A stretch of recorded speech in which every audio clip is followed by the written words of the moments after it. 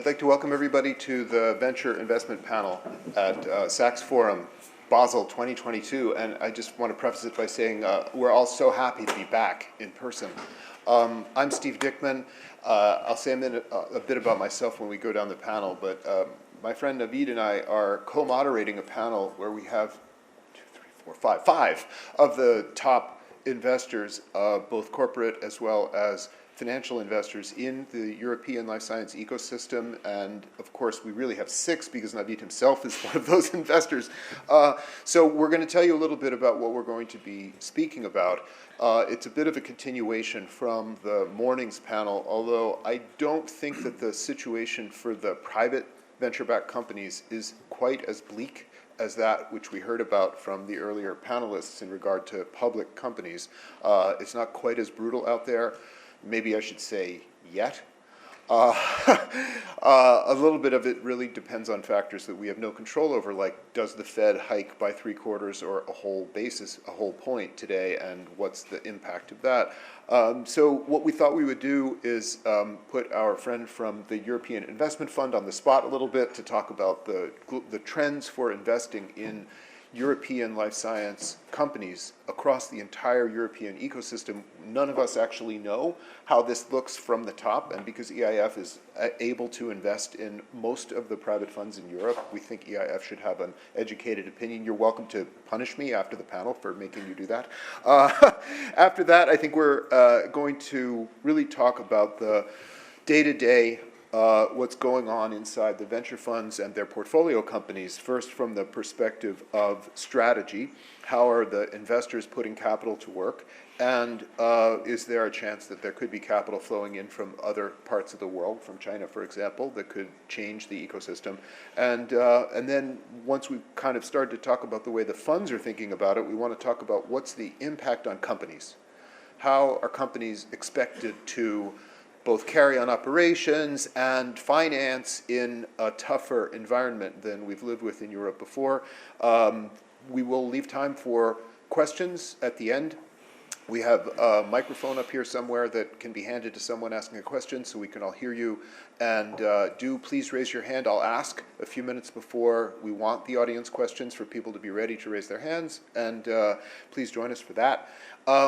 And we just, I think at that point, Naveed asked me to give you an anecdote. It's not really an anecdote, it's a perspective on the venture ecosystem. So we were talking at breakfast this morning about the layoffs that Flagship Ventures announced across several of its portfolio companies. Flagship, of course, is a major U.S. life science investor, the biggest investor in Moderna, and they just raised a fund. They upsized from, about 2 years ago, they raised a fund. They upsized from $1 billion to $3 billion. So they're a big player. I'm from Cambridge, Massachusetts, and they're a big player in Cambridge.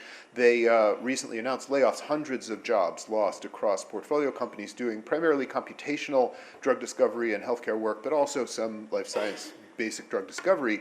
And I would just say that that feels like a reckoning. It feels like a recognition of the current market conditions, that in other words, it'll be harder for these companies to finance 6, 12, 18 months out. Even if they're very well funded, it'll be harder for them to finance if they have a larger spend. And so they're already scaling back on the spend to make themselves more attractive for future investment. But this is by no means a capitulation.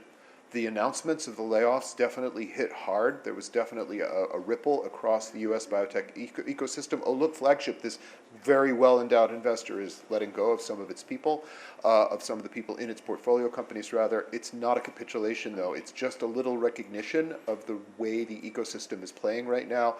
And unfortunately, there might be more of that to come, but we really haven't seen that across most of the investment companies of this panel, and that's why we want to talk about it now, to see how they're dealing. Great, thanks, Steve. So maybe just start with introductions quickly. So Naveed Siddiqi, I'm a senior partner at Novo Holdings. I've been 22 years in life science VC. I'm a MD by training. I've also done some private equity investment banking in the 90s. My focus at Novo Holdings is mainly therapeutics. We are a significant investor in the space. We're putting about $500 million away in life science, private and public investing across 4 offices between London, Copenhagen, Boston, and San Francisco. We're a team of 30 or so investment professionals. And we're investing from sort of seed, Series A, all the way to kind of crossover IPO and public investing across the gamut. So we also have some selected LP positions in areas where we're strategically expanding our investment activities. So that's us. I'll pass over. Steve, do you want to give a quick few words? Sure. So as I said, Steve Dickman, my company is CVT Advisors. We're consultants. My background is in journalism, first with Nature and The Economist, and then venture capital with TVM. With TVM, I got to do some deals with TVM that turned out to be big exits for them, Cerna and Bluebird. More recently, CVT Advisors, which I founded in 2003, has worked on strategy and storytelling with hundreds of venture-backed and family office-backed life sciences companies, bringing some of them most recently to the NASDAQ by drafting the business sections of their IPO documents. That would include Dicerna, which recently exited to Novo. It would also include Argenx, CRISPR, and BioNTech, companies that we've worked for in the run-up to IPO or at the time of IPO itself. So we're working with companies on strategy and storytelling, and we didn't stop just because the IPO stopped. We have plenty of clients. They're just usually earlier stage. Hi, everyone. Bart Dzikowski up in the Novartis Venture Fund. Been there for about 10 years. NVF was formed in '96. We're mainly focusing early-stage therapeutics. It's an evergreen fund, $750 million. We're financially driven. And we have 6 people in Basel, and we have 6 people in Boston. So we mainly focus on Europe and the US. I'm in Valle at the European Investment Fund. I work particularly in investments in life sciences. And just in this sector, we cover pretty much from technology transfer up to IPO crossovers. And now actually we are about to deploy a new mandate to support a few managers to target 1 billion funds. So we will cover pretty much all the way in terms of stages of development in life sciences. And then just to give just one number, overall in life sciences, we have deployed around 4 billion in the life sciences funds. And just last year, we deployed 1 of those billion, just in 1 year. Hi, everyone. Marietta Wu, Managing Director of Quan Capital. We are a life sciences focused fund investing globally. We have offices in Shanghai, China, Palo Alto, and the Boston area. And we've been primarily focusing on early stage therapeutic related investments, and mostly, Series A in certain instances. We also seed companies and incubate companies, and opportunistically doing Series B and later. We mostly invest in the U.S. and also with cross-border investments into Asia region.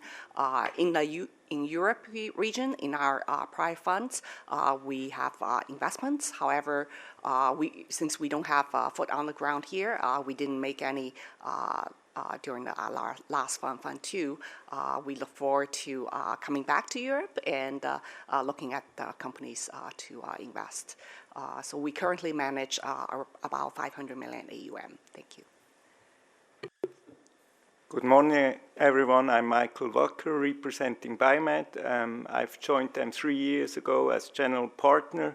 Biomed has been around for 20 years. We are 5 minutes from here, just our office, and we have invested into life science company early stage, so seed and Series A investments. We are just raising our 4th fund, and so far we have 350 million, so a smaller fund.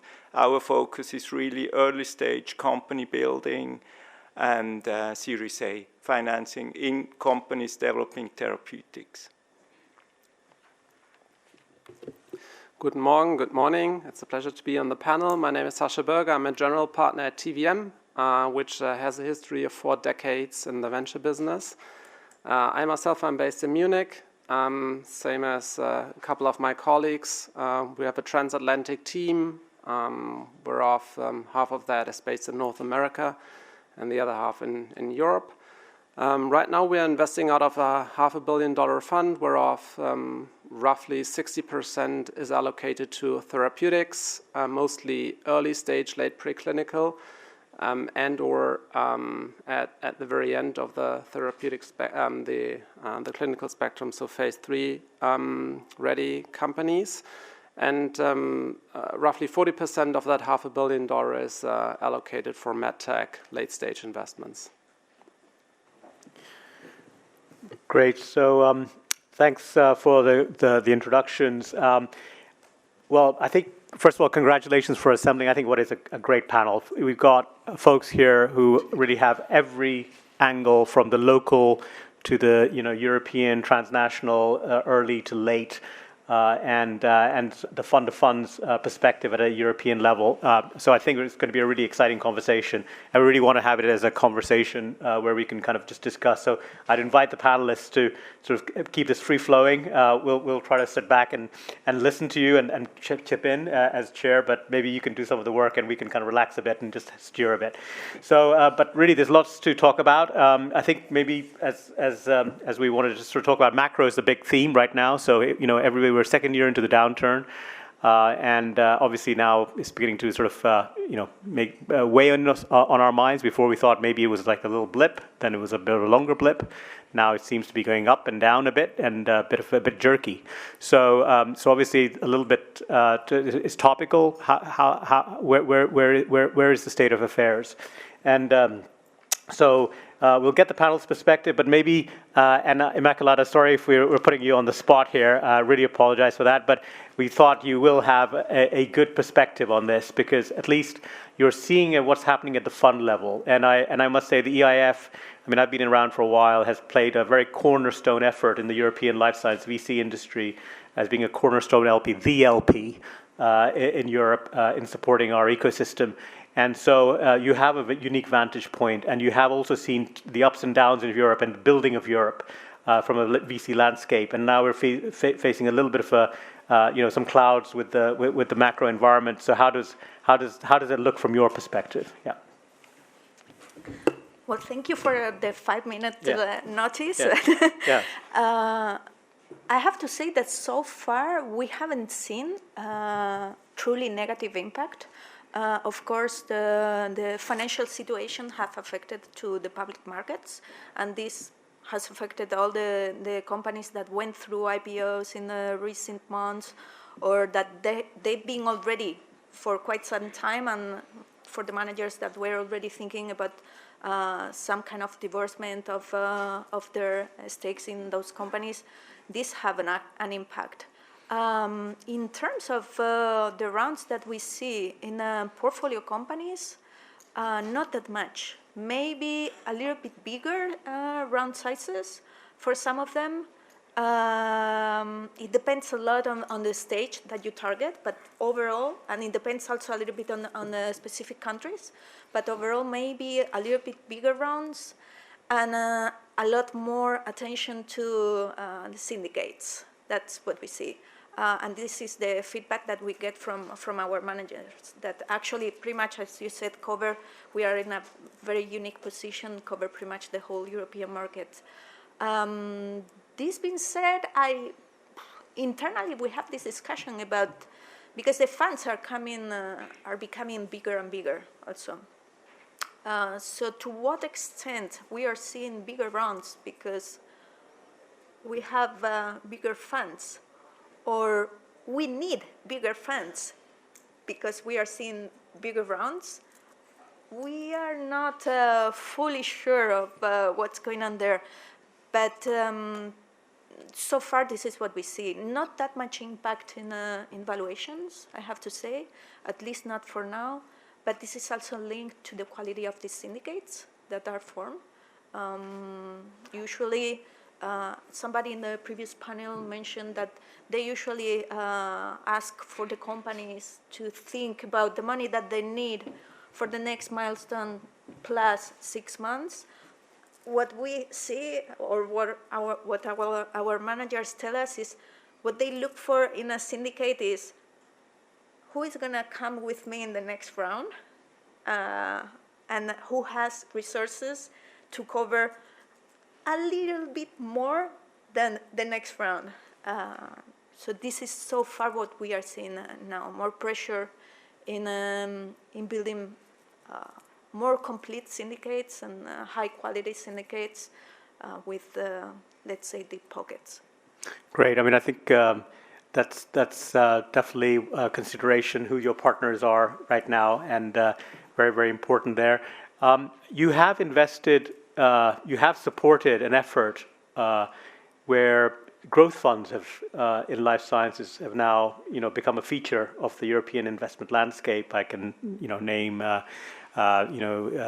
Forbion is one example. There are others, and so just kind of would like to kind of get your sense of that. Obviously, later stage investing, IPO market's not available.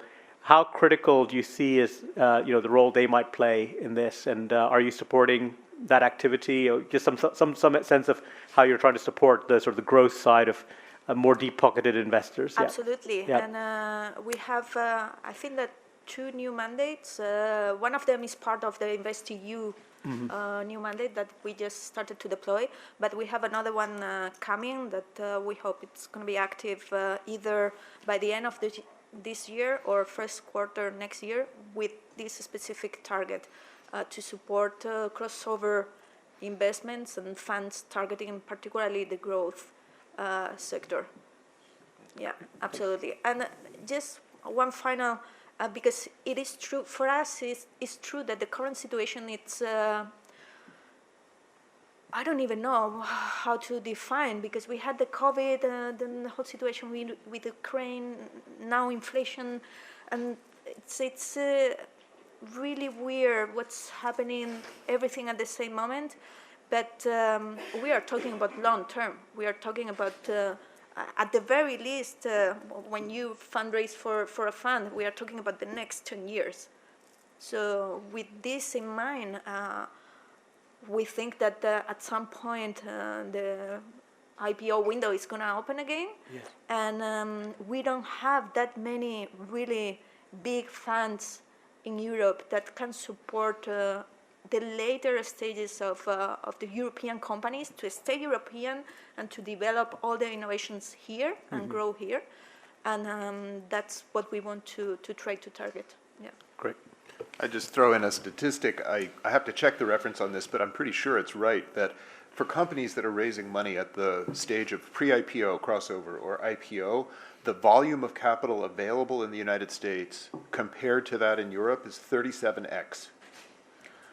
I would believe it. We basically, because most of the IPOs, I mean, we have the IPO market here, as some companies go through the different IPO markets that we have in Europe, but pretty much all of them, they have the target of going to NASDAQ or whatever, to the US market. So we keep, with our managers, this kind of follow-up of what's going on in terms of fundraising here and fundraising in the US. I don't know the exact number, but I wouldn't be surprised. It's a big multiple. So we did want to talk a bit about fund strategy. And we have the benefit of many, 5 active fund investors, both from corporate side as well as from the financial side. I'm mostly going to focus on those that are active in Europe and from the financial side. So that would be Biomed and TVM. I wanted to ask you guys, just talk a little bit about how your own planning, your own deployment of the fund's capital has been influenced by the overall market condition, influenced by COVID and Ukraine and inflation. How do you think about allocating capital both to your current portfolio as well as to the new companies that you want to fund? Are you increasing the amount of reserves that you're holding? Are you pushing the new investment dates out and trying to delay investment into new rounds? Or how are you managing as a fund? Sascha? Well, yeah, actually good questions. And of course, there's no magic to it. So you mentioned many of those strategies right away. So of course, I mean, there's interesting times. There's always interesting times in life sciences, but that's particularly interesting times now. Indeed, when we saw the the downturn alluring and coming up, and many of our US friends in the VC industry really sent out alarming emails to their portfolios early on in spring. Europe was kind of sleeping at that point, right? So everything's looking normal and good. So we had internal meetings as well. What do we do about it? And indeed, what you say, right? So be a bit more conservative, have a bit more reserves for the respective companies. If you look at late stage opportunities, is that really the right time to do it now, or can we delay it for a couple of months just to see where the whole world is heading to? But overall, I mean, we're continuing business as usual, as you say. I mean, there's always ups and downs. Funds go for 10 years, so that should have been planned in from the beginning, that there are not always just the times where super cheap money is around, but also where things get a bit more complicated. So you're not doing what Flagship is doing and having across-the-board cuts in personnel in the portfolio, anything drastic like that? No, we don't. Of course, we ask every company to be even more conscious about cash burn and how you can be smart about it. But it's not that we say, okay, stop doing things and Sure. I mean, just because of the world changed over 3 months, Right. 3 months period. Thank you. Michael? On our side, it's similar. So I would say, as we go in early, so we really do early stage deals. We start companies. So first of all, the cash they need at the beginning is much lower. Obviously, most of our companies in the current fund, they have done large financing round in the last few months. So they are well covered. We will see now, I think you said it, Steve, what's going to happen in the future. But for us, the new fund, we will do exactly the same. As we are focusing in Switzerland and Europe, our investment, so I think historically, the rounds have been smaller over the last 20 years. So the companies are used to develop the companies with less cash when you compare it to the US. So I think for us, it's so far kind of business as usual. I would say, obviously, we also ask the companies to be conservative with their spending, but most of the companies we've been investing have done so from the beginning. So I think that's for us the positive side. Okay, I'll do it. Thank you so much, Michael. I wanted to turn over to Marietta. I thought it was very interesting when you introduced yourself that you said that because of COVID, it's been difficult to come and do more investing in Europe. And so your fund is actually focusing on upsizing the deal flow and the volume of investment into Europe. Tell us a little bit about that. Tell us how the strategy is playing out right now. Yeah, so as I mentioned, we are actually considered ourselves as a global fund because we believe science doesn't have any borders. So generally speaking, when we identify areas of strong interest to us, what we do is we do global landscaping. We look at companies not only in US, but also in Asia region, particularly in China, but also in Europe, because there are a lot of good science and good technology to be had. So in the past, out of Fund 1, we actually made investments in Europe, but out of Fund 2, as venture investors, usually, even though we don't have foot on the ground, we'd like to interact with the companies, look at companies. So we weren't able to do much of that. But I think still, European companies has a lot of strong technology, especially with some of the leading institutions. There's a lot of technology coming out. So certainly we are going to continue actively evaluating that. And with the travel become possible, certainly this is the first conference actually I'm attending in Europe in 2.5 years, and looking forward to coming back to look at more potential deals. I really have to follow up. It's interesting that you emphasize the great technology here. I think we all know that there's great technology, but what about management? Do you see a sufficient amount of management to carry the new investment capital flowing into the European ecosystem? That, I think, comparatively speaking, if you compare to US, I do think the pool of very experienced, sophisticated managers in biotech is smaller. but the ones that are there are quite good and quite sophisticated. I was actually very impressed with the leadership team and the management team for my portfolio companies in Europe. It's just the overall pool is smaller, so with the amount of technology coming out. And I think the other aspect is the translation from the bench side to industry, that linkage with the people that can manage that. I think the pool, comparatively speaking, is smaller than in the US. That's why, from our perspective, the other aspect we're looking at for our portfolio company is we have portfolio companies that are disease area specialists. They have, very strong therapeutic area platforms. So for those companies, they are constantly also looking for potential partners in the European countries and to potentially collaborate and form partnerships on specific asset technologies and all that. Okay, I want to turn to Bart. We haven't heard from you yet. I'm just curious on the Novartis Venture Fund side. It's a financial fund within a corporate. You're aiming for financial returns, and you, because of your legal background, are seeing a lot of deal terms. So what are you seeing in terms of overall fund flows and fund strategy, and then what about the terms? Have things been shifting during this downturn? So I know it's rare that I stay quiet for so long. I know, Steve. We've been at a panel together before, but what's really telling me is that you're definitely American. I mean, it's a lot of the questions. I think a lot of the issues you raise are very much in the sort of American spectrum, if you will, because Guilty. you are. Because I think what and I think if this was picked up along the way, it's both a pro and a con for Europe that we sometimes can be a bit behind. And so in the last 2 years, during COVID, when essentially institutions, and I'm talking about pension funds, were sort of looking at like, am I going to really invest in travel, hotel industry?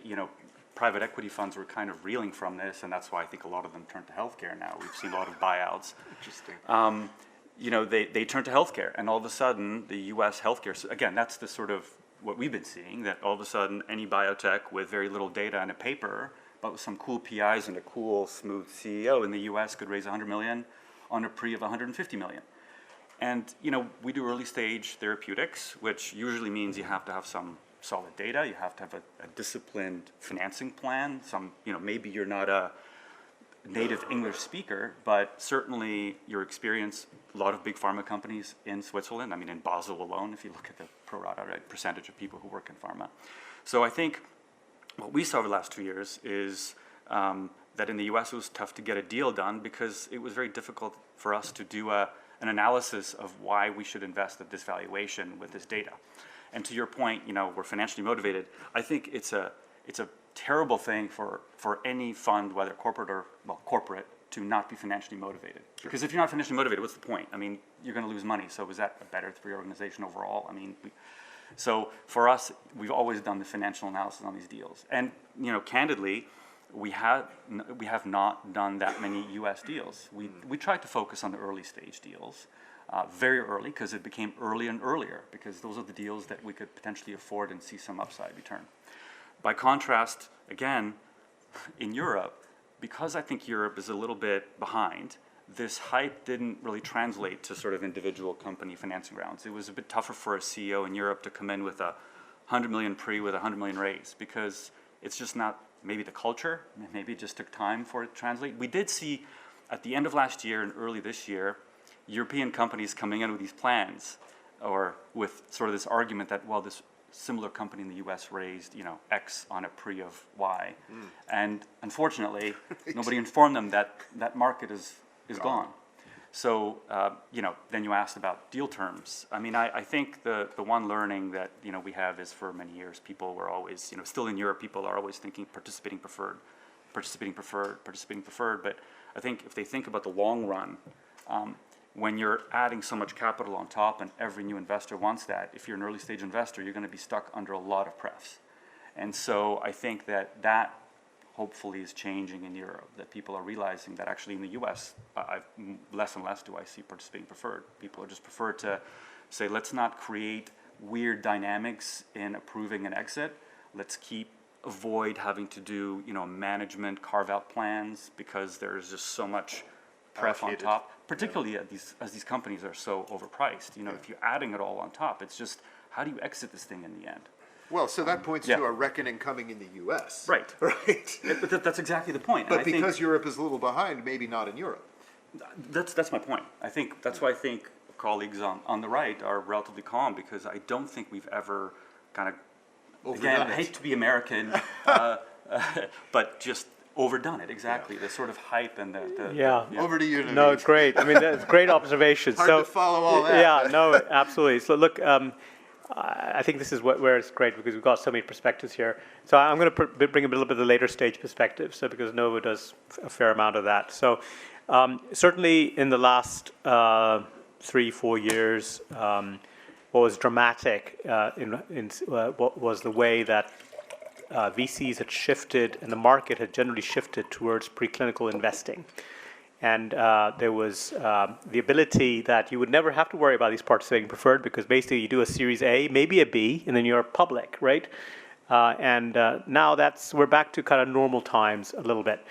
And I think certainly we're seeing in our deal flow, so those companies who would have ordinarily gone public now sort of doing later stage rounds. And I think the good news is, at least in the European context, since we're a European panel, is that I think there are funds available who can shoulder and do those late stage large tickets. 20, 30 million tickets is now from individual investors, European investors.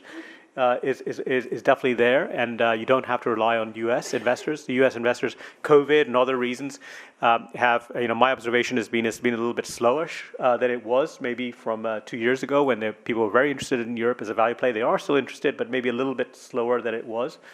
And so you can finance those later stage opportunities here in Europe. I think I would agree with the panel that there are some inherent advantages where we have some sort of deficiencies in Europe. We also have some sort of advantages. I think has been more steady as she goes for Europe, right? We have not really had that exuberance that the US had, and so we're not feeling the hangover in the same way. And I think my sense of the mood is, and I think we've heard some of this, is that people are saying, well, we're kind of carrying on as normal, right? There's not major radical changes. And we've always operated in Europe with a capital-focused way. As part of the attraction of Europe, we've been sort of more conscious on how we spend. Our valuations have reflected that. And in a way where there's a big correction going on in the US, and I'm hearing this all the time from my US colleagues, big layoffs, big dramatic headline news, we have, maybe because we never got so frothy, are a little bit, at that time looked like, we were the poor cousins. But now I think it looks actually an advantage for us, because we're a bit more disciplined. So that's how I'd say it's not all doom and gloom. And certainly we've had in Europe, capital has never been, super abundant like it has been in the US. So we've kind of always operated with that mindset. So I think we are well positioned to weather this downturn. But I'll move from there to maybe we should talk a little bit about what we're advising our companies, because it's not all rosy, certainly. Just 1 minute. Yeah. It's about a 5-minute warning. I'm going to look for hands in about 5 minutes for audience questions. We do want this to be an open discussion. Now, please, go ahead. So I'm going to ask you sort of a little bit, about what you're seeing. So you've got your portfolios, and you're trying to sort of advise them and advise CEOs, and it is true that right now there's a little bit more uncertainty for everyone, right? So things may be taking a little bit longer. Pricing may be more of a question in this market, there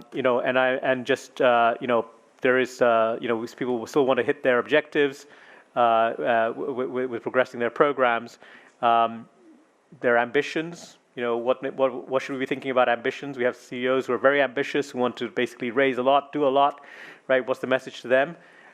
Just want to kind of get a sense from you as to kind of how you're thinking about being on that board and sort of saying to the CEO, I saw your plan there. I agree with it. Let's go and do that. Or might want to adjust that a bit. Love to start. Maybe Bart, you start first. I'm just going to say that, to the extent people haven't done their, hopefully they have, but analysis of when your portfolio companies are raising money. Yeah. It's not just advice to one, but all of them as a portfolio. Yeah. Unfortunately, the first half of 23 looks pretty dramatic everywhere. So I think, for what it's worth, if you can raise money, do it. And I would say that, if you still have co-investors and board members who are really thinking valuation, I think you should probably maybe make that a secondary consideration and just think, where can you raise this money? We talked a little bit about, can you look to other funds and new jurisdictions? I think I say always use caution, due diligence, but raising money, maybe valuation to the side is critical, especially in the next, try to get through the next, let's say 9, 12 months and avoiding raising the first half of 23. Great. Interesting. Michael?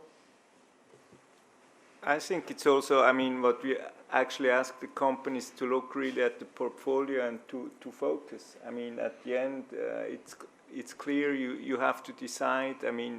If, like it was 10 years ago, maybe you focus on one program, you use less money, and you bring it to the next valuation point. I think that at the end, it's about the programs you want to fund, and obviously there's less money around. And Focus. Yeah. Okay, Sascha? Well, maybe it's more interesting if I be controversial on the panel, but on that point, it's hard to be controversial because, that's the reality. And actually, I have an anecdote because we were talking to a company in, I think, January or February this year, and they were going out with raising a big round, a big valuation, as we talked before. And then we said, sorry, we cannot do this, right? And they said, well, you're European, right? You're always conservative, so we'll do these with the U.S. funds, and we have 3 term sheets. Everything's basically clear. And I got a call in April and said, well, listen, are you still interested? So there's a certain value to be consistent and maybe even conservative from certain perspectives, and that's what I think we're applying. Marietta? Yeah, I think both Bart and Michael has a great point. But meanwhile, certainly we advise our portfolio companies on those fronts. But one thing we also ask our portfolio company to do is to seek non-dilutive financing opportunity, either through partnerships or through potential government-sponsored loans and things like that. And a number of our portfolio companies are actually quite successful in that, and we're definitely pushing companies to look at potential BDM partnering opportunities to supplement their cash needs. Thank you. I wanted to just briefly touch on this question of how corporate funds are behaving and if there's any divergence between corporate versus financial fund behavior. And I'm referencing now the last downturn, which some of us are old enough to remember, in 2008, 2009, 2010, and 2011. Because at that time, corporate funds became the last refuge for term sheets in the next round of financings of life science venture-backed companies. And it feels very different right now, I have to say. Financial funds have much more capital. It doesn't feel like that bad a downturn. Corporate funds are behaving differently in that they're behaving normally. They're investing. And they're not seen as some sort of a refuge. But I still want to come back to the corporate reps on the panel to say, is there anything different about being a corporate in this environment, this particular environment? Yeah, interesting. I know I certainly recall that period where at one point I remember people saying, well, there's no longer going to be a life science venture industry. It's really going to be corporate VC. There was at the extreme end. Because everything was so bleak in 2010 or so, 11. I think, the critical difference this time round is that we've had a lot of success and there's a lot of money in the system. And that reliance on just the corporates to kind of take the strategic view is not there. I think this money that's being deployed, and boy, is it record sums that have been deployed by the fund of funds and the LPs out there into the life science ecosystem, still has to work its way through. And so I don't see really the same situation we had in 10 to 12. What does it mean for corporates? I think for corporates like ourselves, we're not really a strategic corporate investor. We're a financial investor for Novo Holdings, the parent company of Novo Nordisk and Novozymes. We just view it as, okay, steady as she goes. We want to make good returns. We want to make sure our companies are supported. through major value inflection points. We certainly have capital to do that. We think it's particularly important if you're seeing in this market the funds that are really attracting the companies that are really attracting capital are the ones which actually reported significantly interesting data, right? And then everybody's kind of running to safety. Oh, great data! Yeah, we want to invest, especially on the public market side. So we want to basically enable the companies to hit those milestones, raise the sufficient capital to enable them to kind of really show that data, which is going to really attract people and create value and get the next bit of financing done. That's kind of our strategy in this. Bart? Yeah, I think we should start a new panel about the difference between corporate versus financial investors, because I think that's where it's going. I think, first of all, 10 years is a lot of growth for a lot of these funds. I think the perception that a corporate VC is sort of valuation neutral, don't care, they'll just plow 50 million into it and see what happens. I think that it's no longer applicable. I think they're just much more sophisticated. There's been a lot more flow in and out. I mean, Novo and BEF, it's just a different entity. So I would say, and if I actually go back to a 2008, 2009 deal that was funded, it was a company that was one of the better exits for Novo, GSK or SR1, NVF. The company that had 4 corporate investors, which did exactly this kind of financing back then, but it was sold to J&J, the only non-corporate investor. So I think the idea of corporate investors somehow getting a foot in to get an exit, it also doesn't really play out. It's not really that type of group that wants to be involved. So maybe the kind of final observation, I would say that if you're going to get a corporate investor, it means it's going to have to, for strategic reasons, it's going to be a license, it's going to tie up the assets. That's maybe where things will come to, somehow corporates will come in with some sort of a side deal. But that's not NVF. No. I don't think it's Novo. Most so I corporates aren't like that, actually. Right, exactly. So that's why I think there is this, over the 10-year period, it's just a change in the way they operate. Definition of the funds. Exactly. That's super helpful. I mean, not that I ever said you were the dumb money. Yeah. I never said you were the dumb money. Thanks, Steve. It's personal. You're welcome. Questions from the audience? Any hands? We have a microphone ready and waiting. Yes, you got it up first. You, ma'am. Yes. And then you. Thank you. Sorry, you stole you asked the question, my first question first, which was about the difference between now and 2007, 2008. Yeah. But here comes another one. Who are you, by the way? Sorry, Victoria English, journalist with MedNows. Here comes a second question, which is more current, really. I've been reviewing the contents of the Inflation Reduction Act, and I think we're only just beginning to see how the regulation, or shall we say the management of pricing for a small cohort initially of drugs and then a larger cohort as we move forward in time, how that's going to affect the consumer, how it's going to affect government spending. But we don't really yet know how it's going to affect pricing and how that in turn will affect the venture industry. It's a rather complicated question, but perhaps you can just take a bite and give us your thoughts. That's a tricky one. Anyone profess to be an expert on the Inflation Reduction Act? On behalf of the entire panel, I'm going to just say that the views expressed by us do not represent the views of our organizations or respective countries. That's my lawyer training, and that's all I'll say. Disclaimer. Oh, that's it? No, I think fundamentally we like to focus, at least because we're so early on innovation and looking at unmet needs. And I think obviously markets are important, but again, the stage where we invest, we're still going to have 95% failure. So our kind of, I hate to use the word hope, but by the time that the drug is actually going to come to the market, it's still many, many years away, many policies and many presidents away. Perhaps that's kind of another way of answering it, that the stage we're at, it's sort of difficult. It's not that as an industry we're not facing it, globally or for all big healthcare companies, but... Well, I thank you, Bart. I want to, on behalf of the panel, actually kind of defer the answer to this question and tell the audience that the best source of information on this specific question is the Twitter feed of Peter Kolchinsky.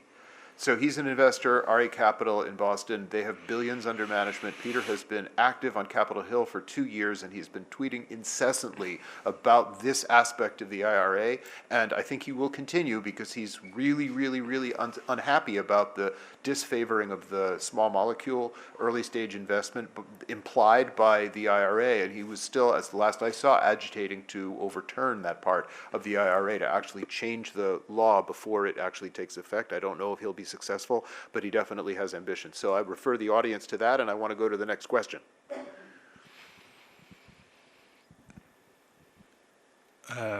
My name is Andre Brandt. I'm an academic from LMU Munich. And my question is, besides all the financial aspects, of course, the whole panel sees tons of companies. And I think there have been two areas, I think, that have been extremely promising. One is gene editing.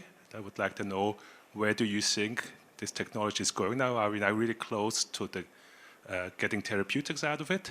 And the second area is the debacle of Aduhelm, Alzheimer's disease. Where do you see this area going ahead? Is the amyloid hypothesis completely dead? Do you see new areas or new ways of approaching the problem? So we're at the speed chess portion of the panel where there's 4 minutes on my timer. So I don't think we'll fully answer those questions, each of which is worth a panel. But I will open it up to panelists to take a stab at one or both of the questions. Panelists, anyone? Anyone at all? So I think on the, look, Alzheimer's, has always been, the ultimate frontier, right? We want to all conquer it, and I think definitely this hypothesis has been out there. We had an FDA approval, very controversial, and then the drug hasn't performed, and then Biogen's had to sort of kind of walk back. So I think it's a salient. I think it's a lesson in a way, because first of all, I think I admire the ambition of trying to see if this is really something and being persistent with it. And I think for something like Alzheimer's, you really need to have that, real dogged persistence. So I think you have to admire that, irrespective of the people who are the naysayers and who said, oh, this didn't work, blah, blah, blah, blah. I think there was something to think about, and they were trying to explore. It wasn't enough. And I think, so first of all, that's my kind of understanding of something like that. What's our attitude towards it, about this? And I think, so that's the one question, one observation. And then I think the other observation is that I think from a sort of body of science perspective, I think when we do landscaping, we talked about landscaping, sort of these ideas that come out. People have different twists on a theme, right, on a bit of area of biology, right? And now there's tau, et cetera, and all the other areas. And certainly as an investor, I want to hear different and see data which kind of gives me a sense of how people are trying to tackle this issue. And if I can see consistencies between what they're saying, which gives me special insight, that makes me more, comfortable, confident. If I see that actually everybody's struggling with the same issues, as an investor, because my job is to return money at the end of the day, I have to have some sort of POS on what I'm doing. And if I think there's zero POS, then because what I'm hearing is just there's a lot of chaos, then I tend to shy away. So I think this is an area like Alzheimer's, which you just tackle Alzheimer's because it's a big topic. There are funds who've been specifically set up to do this, and I think this is very admirable because it requires really the folks who can say, yeah, we're kind of shooting for the moon, and we don't have that mindset that we need to return cash regularly, etc. This is a mission that we're on. And we're going to support the best companies in this area. So several funds, come to mind in that area that have been set up. And I think that's kind of where the money has to be dedicated for the big ideas like Alzheimer's there. Yeah. Yeah, sure. Anyone else? Bart? I would just say that I think it is controversial, but I think it did help open up CNS more broadly. I think there was just for a long time, these indications get closed up for investment because people are so risk averse, and again, you mentioned I know it's controversial, but in a way it's courageous, which is not always a good word. But at the end of the day, it did help, I think, at least us to take a look more broadly as to what's out there, Parkinson's, Alzheimer's, et cetera. Yeah, I think Aduhelm represents a real setback for the big part of the industry, the big biopharma, if you will. I think Biogen really lost its reputation, now its management team, because of taking this deep stab into something that even really passing FDA wasn't enough. It just echoes what's going on in the earlier investment ecosystem, where funds really avoid investing in the neurodegenerative disease space until there is very, very, very, very clear data. So sometimes that data has to be phase 3 data.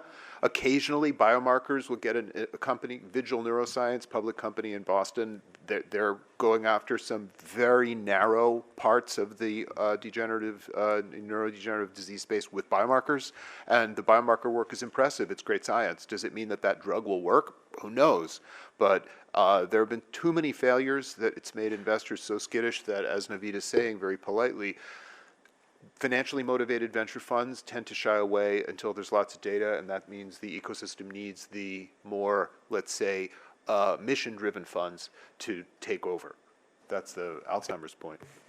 Great. I think we're out of time, so I think there's a nice coffee break afterwards. But just want to thank the panel. Just maybe some summaries. We just say that it sounds like from what the panel said, it's steady as she goes, despite a turbulent external news environment.